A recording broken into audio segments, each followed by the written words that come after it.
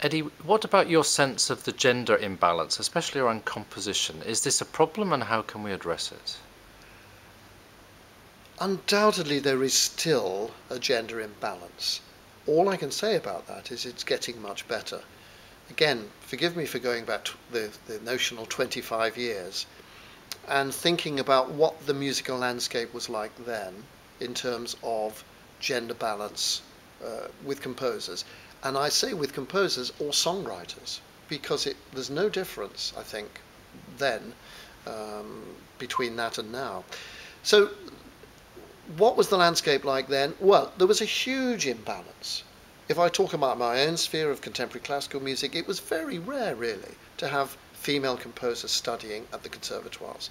You know, there may have been about 5%, if that. Nowadays, I look at the conservatoires and I find a very different situation. I find a very healthy situation where there are more and more young female composers writing. They also don't seem to have the lack of confidence that perhaps the older generation of female composers had, as if this is a man's world, I don't belong. Nowadays, quite rightly, they say, I do belong, I write music just like you. You happen to be male, I happen to be female. So I think from that point of view, it's much better. However, we still need to make strides.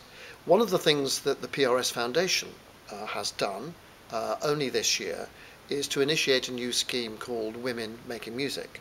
And this has been to encourage and to fund female composers in lots across the genres, and I think this has been very healthy.